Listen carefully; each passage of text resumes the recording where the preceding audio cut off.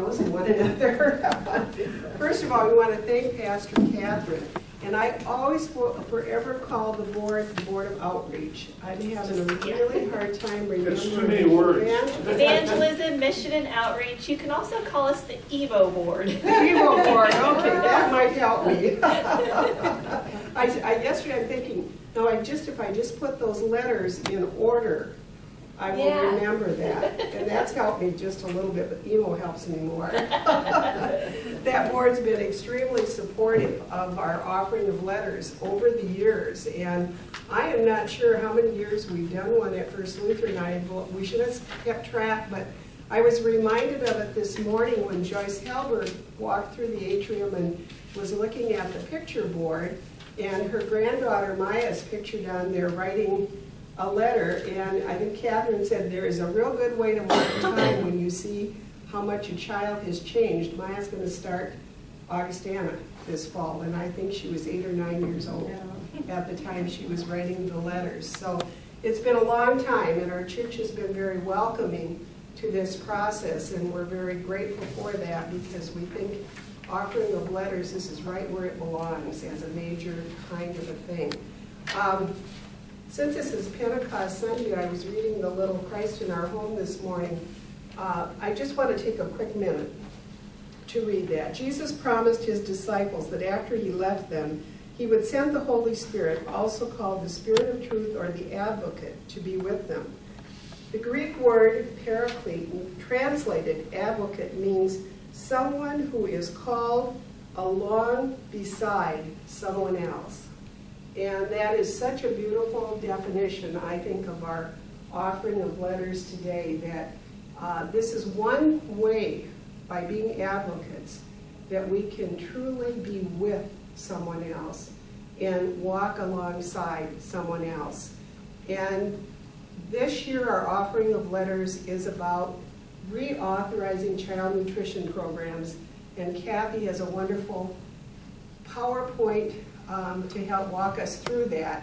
I'm so proud to have Kathy Brechtelsbauer, our state coordinator for Bread for the World, a member of St. Mark's Lutheran Church, and someone who has just taught me anything I know about this whole process, and has guided so many people around our state and our nation in what it means to be an advocate when it comes to issues about the needs of people both in our state and in the United States.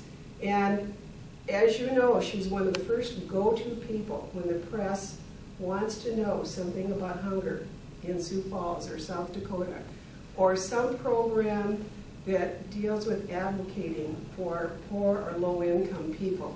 So I don't know how many years you've done that job. It has to be over 20.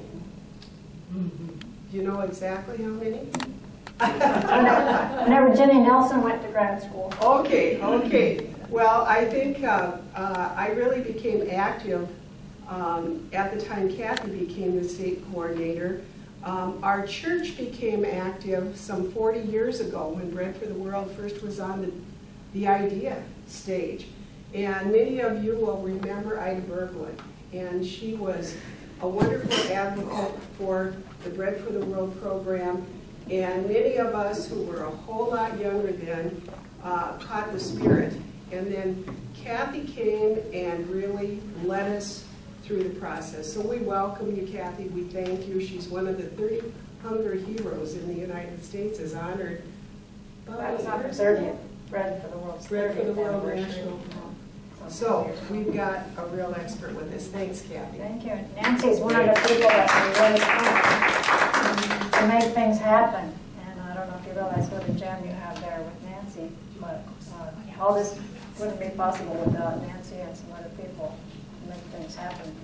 So appreciate it, Nancy. And nice to get to be here. Is the sound about the right level? If we get it much louder, it starts squeaking, you know. Yeah. So this, as Nancy reminded you, this is Pentecost Sunday, and if you've been to the service first, you know that one of the scriptures is about Ezekiel and the dry bones. And we love that scripture when we're talking about hunger and about trying to get Congress to do some good for hungry people and care about that as an issue. And So we think of the dry bones. You start thinking maybe that represents hungry people. And can these bones live is the question in the scripture. And speaking God's word to them, then they come to life, right? But what I like to think of it is, you think of Congress sometimes, and you're trying to move something there and get them to care about something that we really care about, like hunger, something that maybe is not on their list of top priorities. Hungry people don't have lobbyists over there. They don't campaign for, generally. They don't contribute much to campaigns anyway, for sure. And so can those dry bones live? Sometimes you think that's just like dry bones. Nothing's happening. They're not. This is not something that's doing anything over there for hunger, but yet we speak God's word to them, and sometimes those dry bones do live. And I'll give you some examples of that. But what we do with Bread for the World is our top. Turn the lights down a little bit. They won't. We are experimenting with that. They don't really have a dimmer. Okay.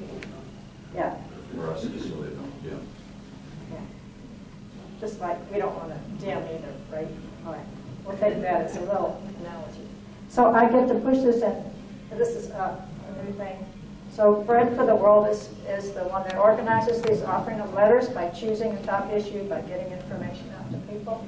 So you might not know what Bread for the World is, and there it is. It's a Christian voice. People deciding to speak up when there's some issue that's going to affect hunger that's being decided in Congress, or sometimes we speak to state legislature or the city or the World Bank or others, but mostly to Congress. And it was started by a Lutheran pastor named Art Simon in New York City, and some other pastors and lay people that he was working with to try to help people meet some just really basic needs, food and housing and stuff. And they kept bumping up against policies that were keeping people down. And it dawned on them that, hey, there are lots of Christian people in this country. I bet if they just knew, they would speak up and help speak up to these decision makers, and that would make a big difference. And so, sure enough, they started this organization, and that's what's been happening. So that's what we're doing. We're trying to change the policies, the conditions, the things that cause people to be hungry or to be unable to meet their food needs. I'll push this button right there. Yeah. So here's what you need to know. It's ecumenical. It's not just Lutherans, but it's something that lots of Christian groups and non-Christian groups actually can come together on. We don't agree on some things, but hunger is something we can agree on. So it's very nice to do this work. And it's not one party or another. If you look at the list of Bread for the World board members, some people who are members of Congress from different parties are on the board even. And so that's kind of exciting. And our just retired Senator Johnson has been on the board too. That's very nice. And it's about advocacy, like we were talking about the Holy Spirit, speaking up for people, doing something for someone else that maybe isn't going to be able to return the favor for you. It's about justice, about changing the structures that keep people down and changing it so people have a chance to get food on their table, to feed their families, to have a life that God intends for them. We have many years, and our specialty is personalized letters and emails. We try not to do form letters because we know what happens to them in Congress. They just get counted up. Whereas the letters that you write, the staff people really read them. It may not be the congressperson who reads them, but sometimes the staffer will take them to the congressperson to read some of them, but they'll certainly get the messages from those letters and actually read them and use some of the arguments that are in there, some of the stories that are in there, some of the personal motivations that are in there to tell the congressperson what it is people are writing about. So it's important. And occasionally a congressperson actually reads one of these letters on the floor of the Senate or the House, and that's kind of fun too. So our work does make a difference over the years. Sometimes we don't have success, and sometimes we do. But that's the way it is when you're trying to influence Congress on something. So here's some things that happened just last year. And some of you who wrote last year will feel really good about this first one because this was part of our offering of letters last year. We were concerned about foreign assistance, or U.S. foreign assistance doing the most good it can do. And so this first one had to do with Senator Thune, and you can thank him for this, because he was the ranking member of the Commerce Committee, and now he's the chair of the Commerce Committee. That committee received a bill from the House of Representatives. And what had happened in the House was somebody had slipped in an amendment that changed the shipping requirement for U.S. foreign assistance. And it's already 50% of it has to come from the U.S. And they changed it to 75. So we were writing him, we were saying in our letters last year that our foreign assistance could be more efficient if more of it could be bought in the region of the world where the disaster is. When we're trying to help somebody, like that year there was a tsunami that hit the Philippines or something, and to ship food from the U.S. is going to take a long time. You know, people are going to die in the meantime. But if you can use some of our aid to buy food, like from India or some country that's closer to the Philippines, maybe Australia or some country that's closer over there, then that food will get there faster. And if you're buying it from like a poor country where we're trying to support agriculture, it actually supports agriculture in that region, making that country less susceptible to hunger for years and years to come. So there are lots of good reasons to not require so much aid to come from the U.S., although we like to have some of it come. It's like, we're an agricultural state, we support our farmers, right? But so the letters that we sent to Senator Thune were instrumental because he was very instrumental in getting that amendment out of the House bill and not allowing the shipping requirement to go up. And somebody calculated that that means 2 million people, more than would have happened, are able to get food assistance this year. And we know that's really important because now we have, Nepal is this huge earthquake, so we're able to buy food from that region, maybe Malaysia or somewhere around there, that needs us to buy the emergency food. So does that make sense? So thank you for the letters that you wrote. You can feel good about that, because if 2 million more people are getting food this year than otherwise, we didn't write 2 million letters in our offering of letters this year, even though people all over the country write them. They might total up to 100,000 or something. So you can do the math and figure out that your letter from last year is worth quite a few people getting food this year, and maybe even saving some lives. So it's very special. And we don't always have that kind of success, but we like to appreciate it when we do. Something else that happened last year was, let's see. Oh, this was also in the offering of letters. We were encouraging them to use more of our foreign assistance to buy food for development projects from local purchases close to the area where it's in need, especially from developing countries. And then also Bread for the World members, not in the offering of letters, but if you're a member, sometimes you get an alert that something's happening in Congress. You get it on your email, and you call in. Just call this number to this person who's on this committee that's deciding this, and you call in. And there were a whole bunch of children, remember, arriving at the border of the U.S. from Central America because of the violence there and the terrible economic conditions. And so there was a big need for attention to that from Congress, and we were encouraging them to use more assistance to focus it on reducing the hunger and poverty and violence in those Central American countries so that so many people weren't having to flee and have that scary, terribly scary situation in their lives. So that helped doing that. We worked on protecting funding for WIC that had a threat to be cut. And these tax credits that are so important for low-income people, they were set to expire, and we all said, no, don't let those expire. One's the earned income tax credit, and one's the child care tax credit. And those are some that tax credits that actually lift people from poverty, because they have to, it's only available to people with low incomes, and it helps their income. In fact, earned income tax credit was started because some people in Congress didn't want to raise minimum wage, they say, let's just supplement the incomes this way. So now we don't want it to expire, because that's what's helping people keep out of poverty. So those are just some things that happened last year.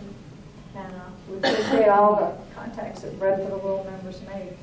This year we're focusing on hungry children in the U.S. Last year it was kind of an international issue, and we kind of go back and forth one year to the next. Well, this year it turns out that the child nutrition programs are set to expire. So Congress has to renew them. So they take a look at them and they decide if they're going to change them up, or how much support they're going to give. And so it's very important for us to speak up for the child nutrition programs for children in the U.S. And what we have is the situation we have to face, and we want Congress to face it, that 1 in 5 children in the U.S. is at risk for hunger. It means their families don't always know where they're going to get tomorrow's food. They don't have enough money to have the confidence that they're going to be able to feed their children, which I remember when I read Laura Wilder's book, The Long Winter, and there's that segment of the parents. I pulled off to the side of the road and just had to cry for a while because it was just so horrifying to think. I mean, I was a young parent at the time I read it. I mean, I had little kids, and it was just really scary. And so it touched my heart, and I can imagine that now all across the country, there are families where the parents have trouble sleeping at night, not knowing how they're going to feed their children. So that's what we're dealing with in the U.S. In South Dakota, it boils down to food insecure children here. It's a lot of kids in South Dakota in families where they're food insecure.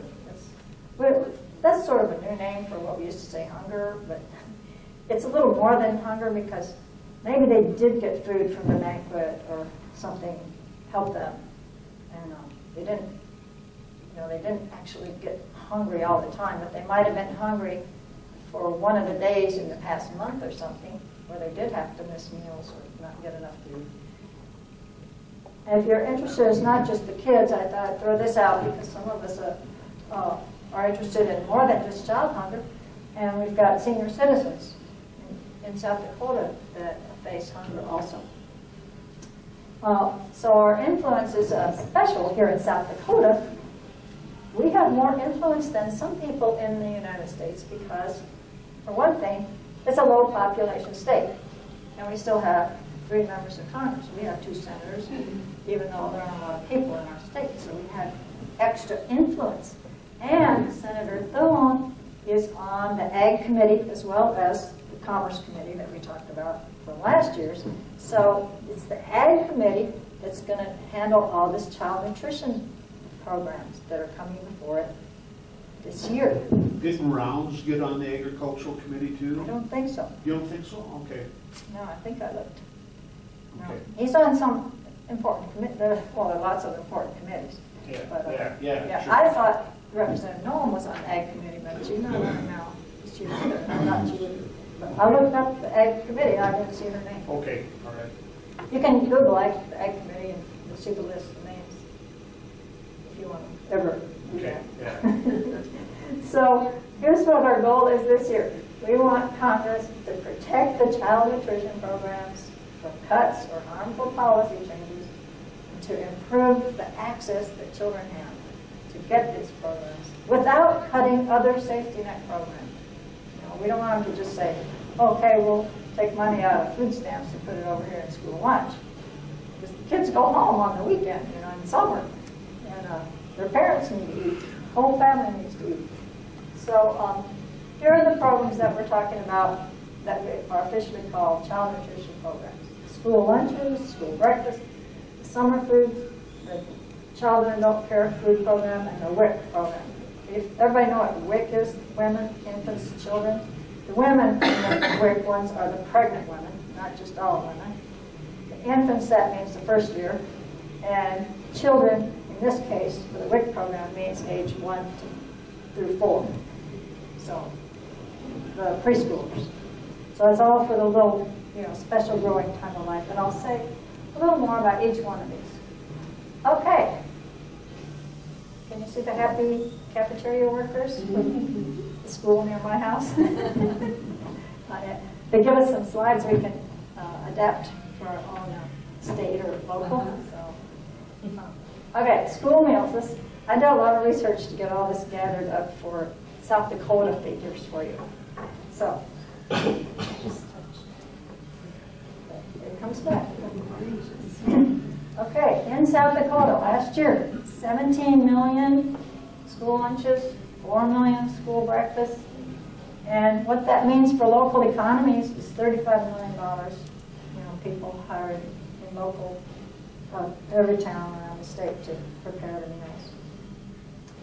The summer meals, all over South Dakota, but not all the towns have it, but it was like 300,000 meals over the summer. Now, you'd think, look back at this, if we had 17 million school lunches, you'd think we'd have, let's see, that's 9 months, so 3 months of the summer is about a third of that. It would be about 3 months, so about a third of that could possibly be summer, but it's nowhere near. It's not even 1 million. So what happens is we should have a lot more kids going to summer lunch. And we've got a bunch of lunch sites in South Dakota, in Sioux Falls, right here. Okay, we've got 7 schools plus this place where they cook the meals. We've got MB downtown does summer lunch and breakfast, and the Bowdoin Youth Center does a supper meal. All these are free meals. No questions asked about income or anything, just are you a child and you get to eat for free. So, all right, let me give you, I don't want to overwhelm you with statistics. You don't have to remember these, just sort of get the feel of it. In Sioux Falls, on school day, during the school year, over 10,000 kids are eating free and reduced lunch out of like 23,000 kids or something. But a typical day in the summer, with the summer lunch, last summer, the average for a typical day was 317. So, there's this huge gap there that I call the meals gap. So, I took 5 6th grade girls to city council on May 12th, just week before last, right?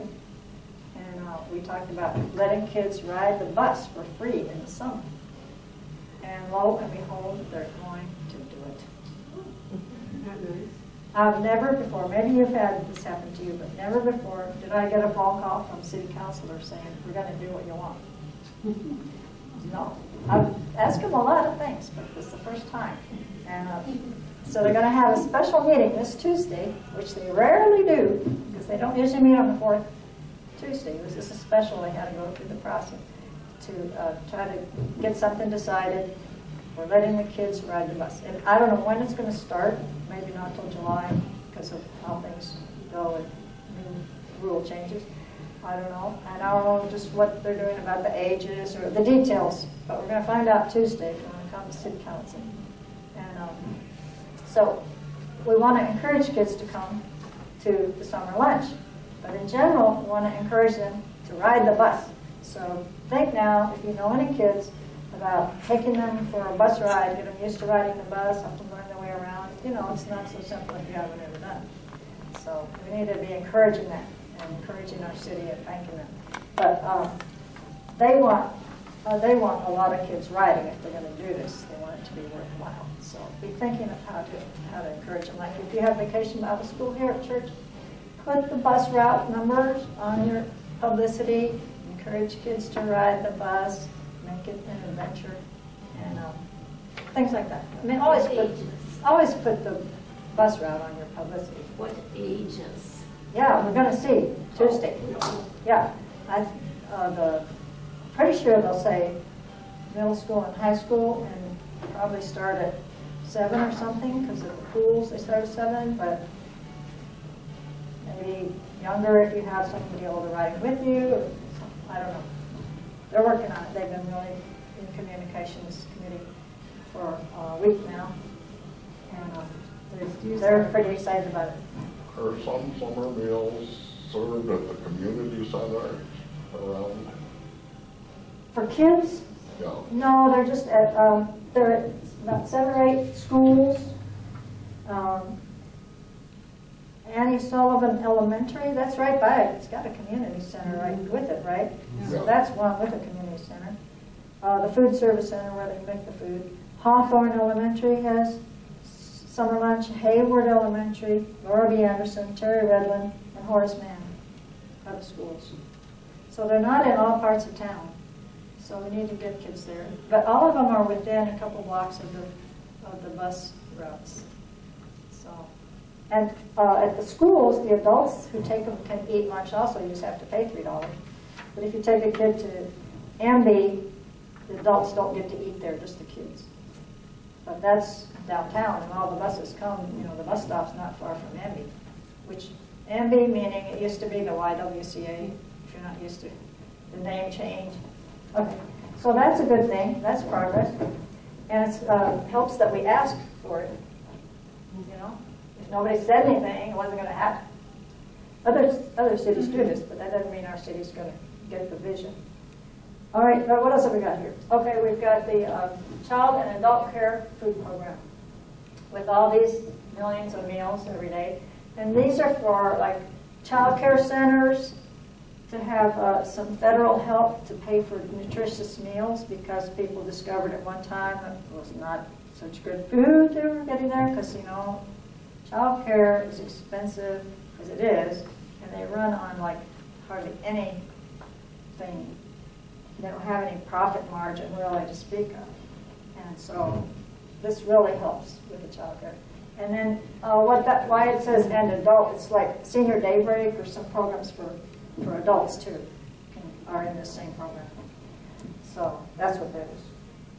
The WIC program, we mentioned this, pregnant women, the infants and children, and those are the South Dakotans that get WIC, and it's a significant input into our agricultural economy here also. And so some people in my church, we had a little forum session one time, 3 weeks ago or so, where people shared their experiences having used some of these programs. So I don't know if any of you want to think about times that you might have, or someone in your family might have used some of these programs, but I'll tell you some of the comments from people at our church because I jotted some down.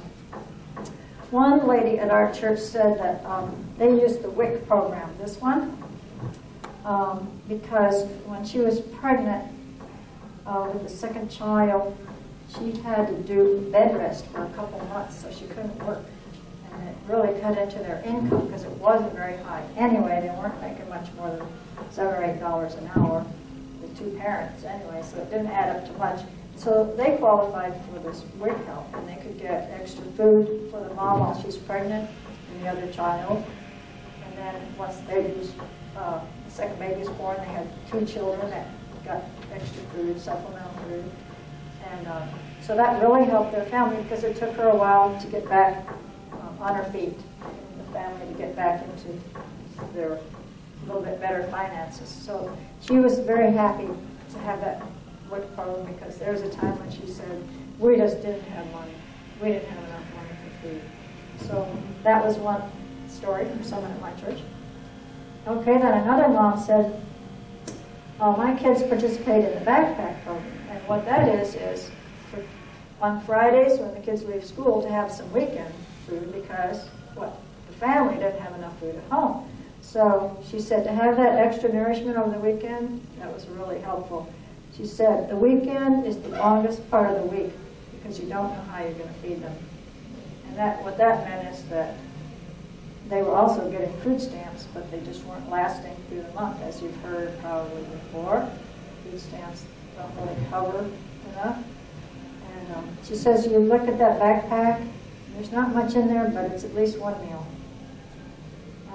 We're part of the school lunch program. It's nice to have that because you really don't know how you're going to pay your bills. And she also says some more about food stamps because the family was getting those and now they're not because her income's improved sufficiently that they don't qualify now. She said it's nice to know there's programs out there for families that don't have a lot of money. We've been on food stamps for years, but on the 10th, that's when food stamp value gets added to your card. 10th of the month. On the 10th, you know you have an amount coming for food. So it gave them that confidence. She said, now without it, every week is a struggle. Because they're just over the line for the income limit. She says, we barely scrape by. It would be good if we had food stamps reach a little higher income. So you'd have something to count on the 10th. So that was some comments from somebody at my church. Do any of you have experience with some of these problems that you want to share, or someone that you know, a family member, friends? Anyone? We had a friend whose daughter had a baby and was getting the WIC Oh, program. yeah. And she fed the formula can straight to the baby, not mixed it with water or anything. The baby was... But she didn't read the directions? No. Oh. Usually with the WIC program, there's a nurse. In fact, always they require the education to go with it. That's one of their favorite things, the people who administer WIC. And they do extensive nutrition education. And so I'm surprised they missed that. But they must have straightened that out pretty quick. Because with WIC, you have to go in and be reassessed all the time with the nurses and the staff members. They weigh the babies and they counsel the parents. And so I bet they caught that and got that straightened out. But it reminds me, if you've ever gone down that, you probably don't, I don't either, the aisle in the grocery store that has the baby formula, just go down there sometime and look at the prices. It's just horrifying how much those cans of formula cost. And that's like, for a normal baby that's not allergic to anything, but one can of formula is like $16 or something. And if the baby's kind of small, lasts maybe a few days, but the bigger the baby gets, the more they can. Yeah. I imagine the nurses also promote breastfeeding. Oh, they do. Like big time. And then the moms, Do the while moms they're get access? breastfeeding, get Oh, too. that's what I was going to ask. Yeah. Because you get so hungry. Yeah, because you have to eat more. Because Yeah. you're feeding two people, so yeah, the moms get something then. Postpartum. Well, I work at Cleveland, and we get backpacks and have for Yeah. years. And there never seems to be enough, and sometimes it turns out they alternate families, you know, so that they're not, you know, favoring one family or another, and or if they have several kids in the family, they can't give everyone one. So they, you know, there may be 4 kids and they may get 2 backpacks. But it's a wonderful program. Yeah, and the backpack's not a federal program, that's one of these fill the gap things that we do locally. Yeah. You know what might be in a typical backpack, just to help me imagine? What do you say? You know, I did deliver them for quite a while. Yeah. And usually it's a can of like ravioli, there's a fruit, there's a nutrition bar, cereal bar. It's a big variety of things, and I help pack them too. Has anybody ever gone out there when they pack them? You can do this, you can have church yeah. groups go out and help pack them, I think, Wednesday nights. And it's an incredible experience because people are all over in lines, and you have to put 2 juice boxes in or something, and it's going fast because they want to get it done. And then there's a guy that hollers, "We've got 3,000 done," and it's quite, you know, entertaining and exciting. And it's impressive that we're It is. having to do this, you know, that's a sad thing, but it's impressive that we do so many, 3,700 or something, I mean, a lot, every week. And that's another thing, a reason to try to get kids to the summer lunch, because those Fridays at those summer lunch sites, they would like to be able to get backpacks, but not so many kids are going to them. So we really need to get more kids there. And when they're delivered by prisoners or Inmates? in orange shirts with Department of whatever. Corrections, yeah. Correction. And I don't think kids understand at all what they're seeing in the back. Just think it's their uniform. It's the They food come service in with a uniform. Lunchman. The lunchman comes. I'm curious, why is it called the backpack? They put it in, the food in the backpack. Well, they don't anymore. Oh, they It's in a don't? sack now. Oh, it's inside. It Because started out. we get a new backpack every week. Yeah. Well, but this was, no.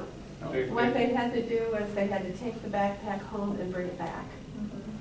But the thing that they found about that is they didn't come back so clean. And so, you know, you might get bugs in them or whatever. And a different family would be getting it next week. Right, Yeah. right. And they were numbered though. So everybody, if you brought number 17 back, you got number 17 back. Oh, It wasn't clean always. And so now it's like in a hiding sack. oh, grocery Yeah. sack. The other thing is, but it was sort of a stigma to Yeah. some of the kids Sure, they had because special. we had all these special backpacks. They were all alike, and I cannot remember Oh, if it was the National Guard or somebody who had these and donated them. And so it was stigmatizing kids to get You're this carrying same two home. Your backpack. backpack. So they gave them all the backpacks to the banquet and went to the high-V bags. Yeah, good. And then, you know, and stigma is not a big deal anymore. Really? One of the benefits There of the were some recession was teachers that that there's less stigma for food stamps and some of these programs, but there's still some when you're trying to. I'm sure there is, but it's funny because when it first started, everybody was so cautious.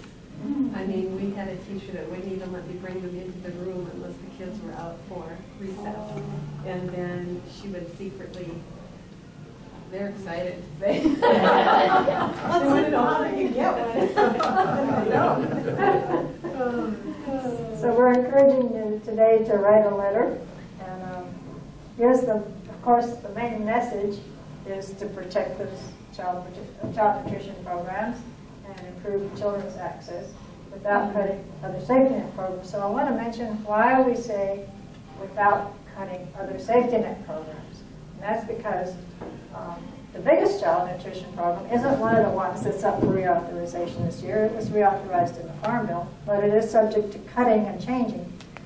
And that is SNAP, which we used to call food stamps, now called SNAP, Supplemental Nutrition Assistance Program. Okay, so now you get to see this graph, which you're the first group to see this graph in this form here.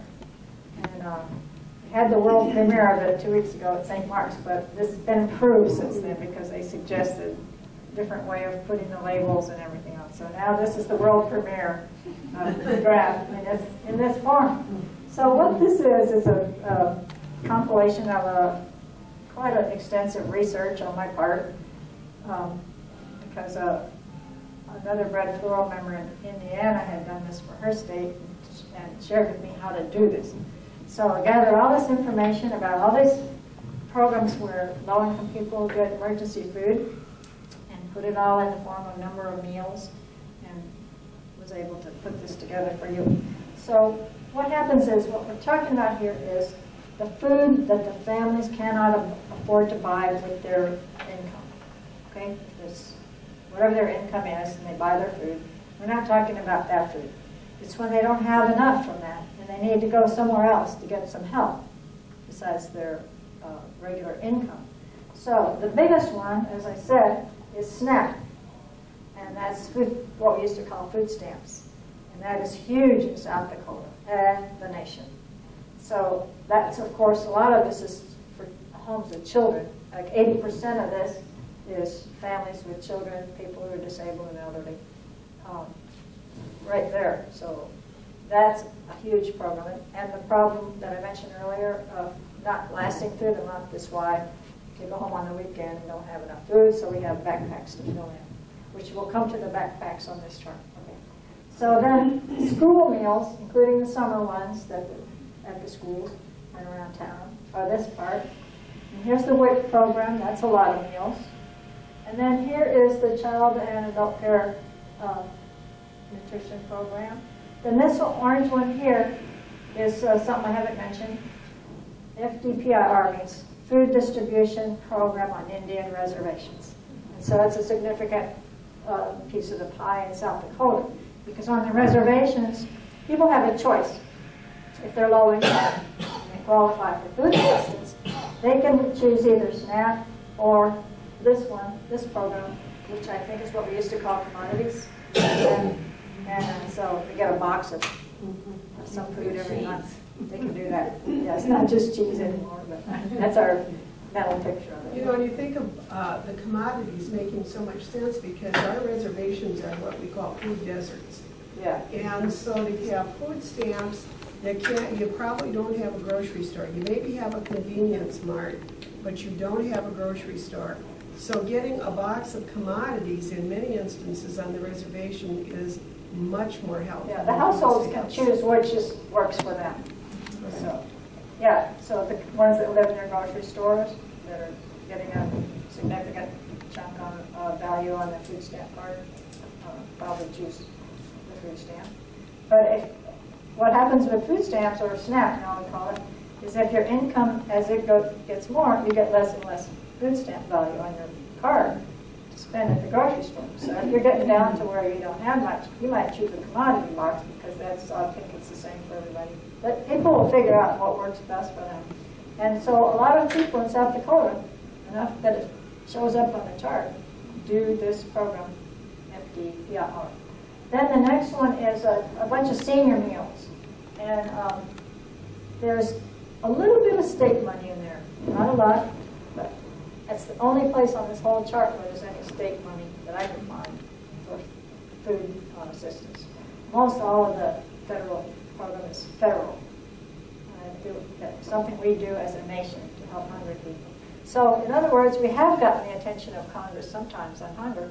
And as you may remember, if you're old enough, George McGovern was very instrumental in this because he saw the news report where this child was being interviewed and the reporter asked, "How do you feel?"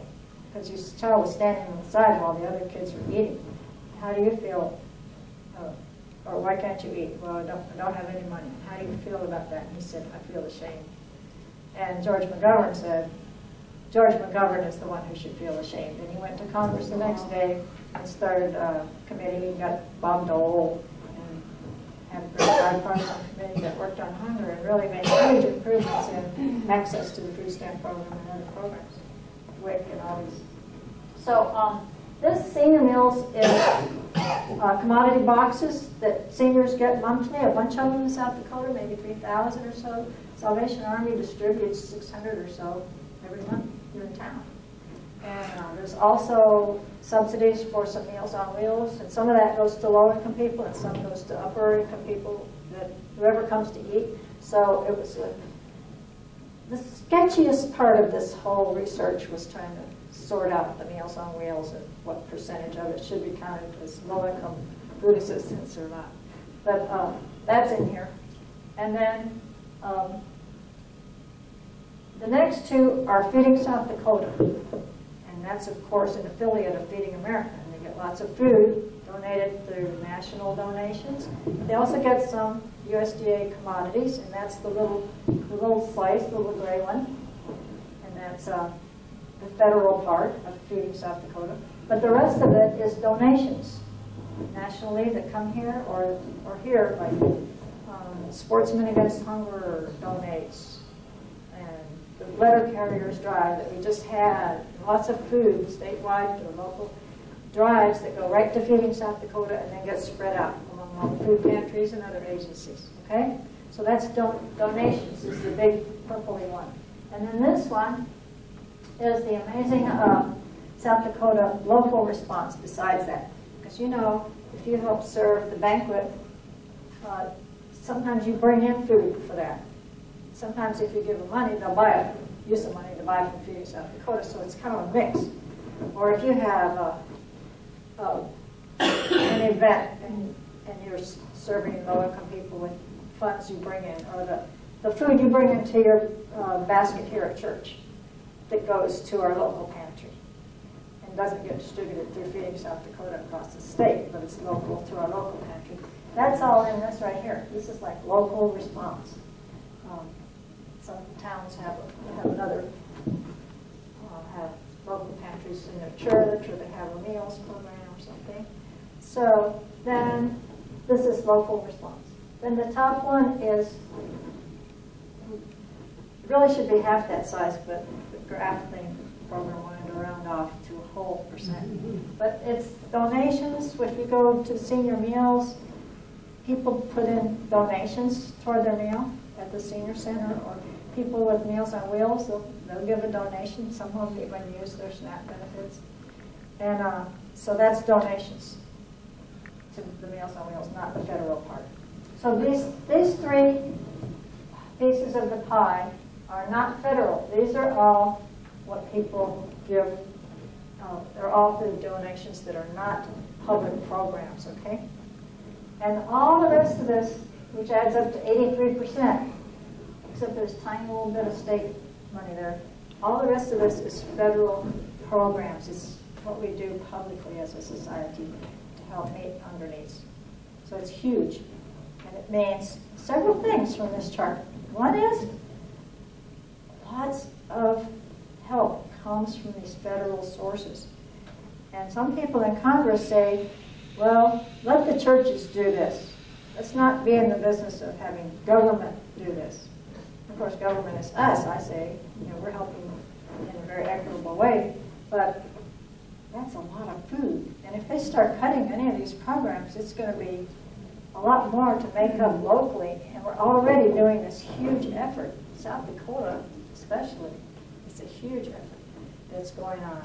We have all kinds of bring a food, bring a can of food, donate to Feeding South Dakota. You see that all the time. And for us to be able to make up for any cuts from Congress is going to be really difficult. So we're hoping that they won't be cutting nutrition programs, and that's one reason we're writing our letters. Another thing you can tell from this chart is South Dakotans are very generous.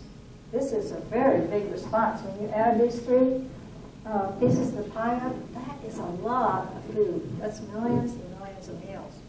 And it's a tremendous response here in South Dakota.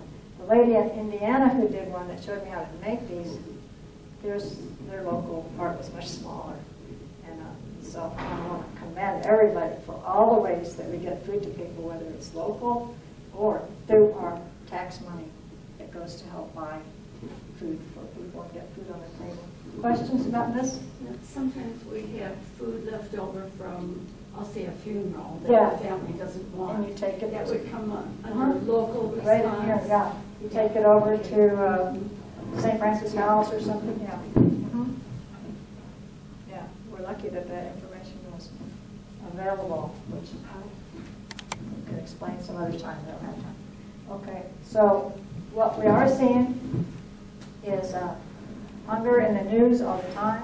This was about the backpack program that was in our August leader, and it mentions about 1 child in 5 being hungry in America, or at risk of hunger is what we should say. And here's one about fewer people getting food stamps now. And that's because food stamps adjusts to the economy. And the economic conditions are getting a little better, so we're starting to have a little bit fewer as far as people eligible for or needing food stamps. And that's what this graph shows here, is the enrollment or the cost that was, the money that we put as a nation into food stamps, what we call the SNAP, as a percent of our gross domestic product. And so here's the economy over the years. It was worse there, and then the economy was pretty good. And then things started going haywire in this recent recession. See, 2008, 9, 10? It's really went up. And that was how bad this recession was.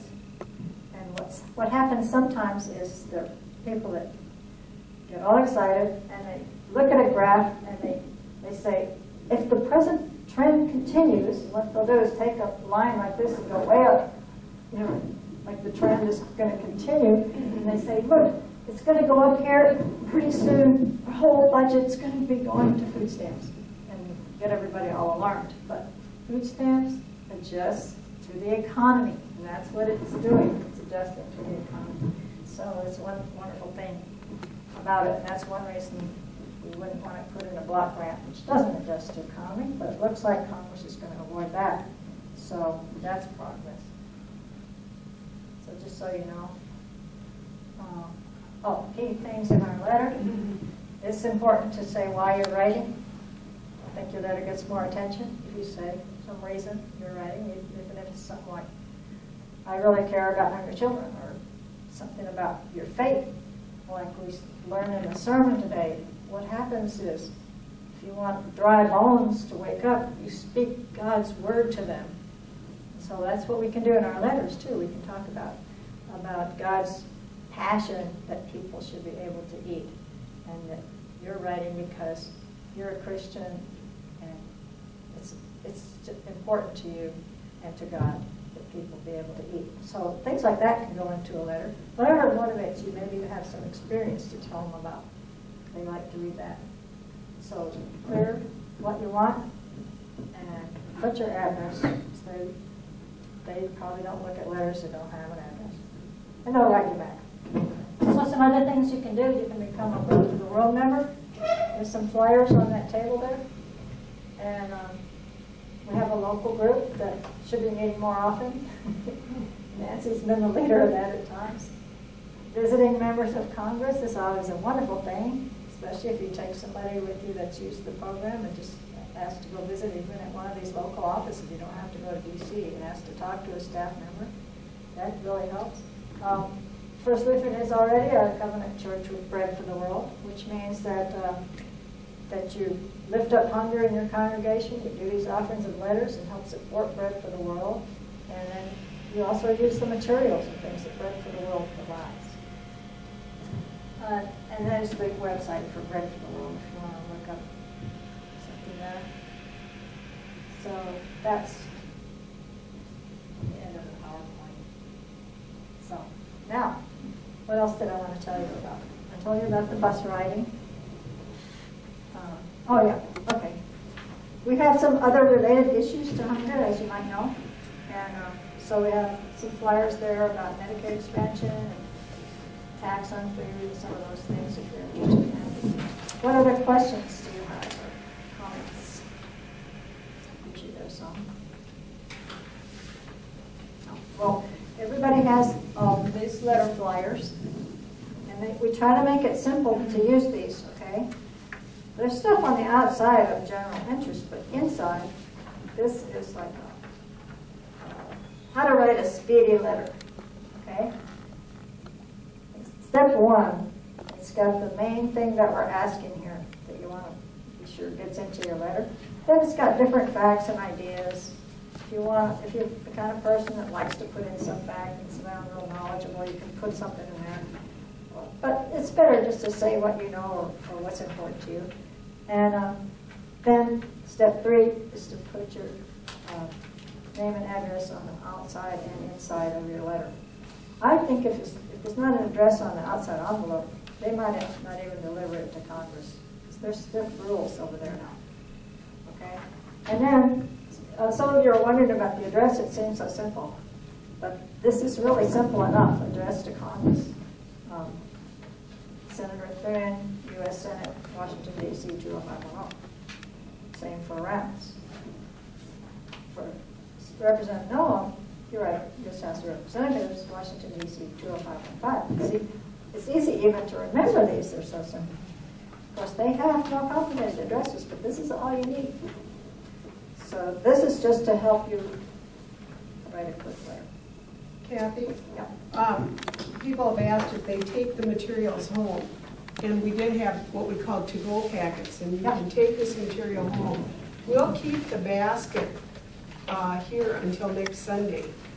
And so if you want to write a letter at home, give yourself more time to think about what you'd really like to say.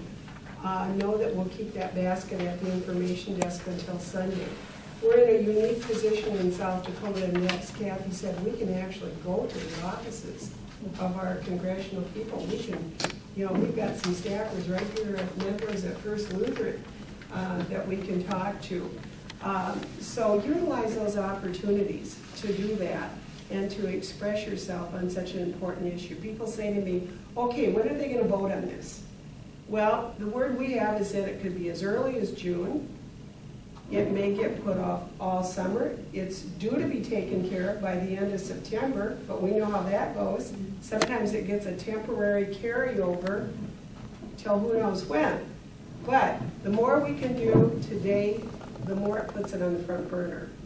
And if you only can write one letter, please write it to Senator Thune, because he is in this key role right now on the Agricultural Committee. And so We thank you. We hope you'll take this stuff home or sit upstairs and have a cup of coffee, write a letter, and there's even stamps up there for you.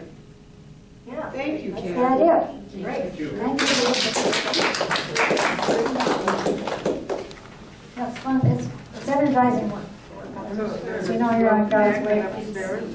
There's a real nice brochure on advocacy here. We've got plenty of them, so feel free to look it up. Here's a biblical reflection on feeding children. You're welcome to take those. Any of these handouts, please take them, and thank you for sharing today. And if you're not a member of Bread for the World, we'd love to have you. These are the handouts. Oh, my umbrella.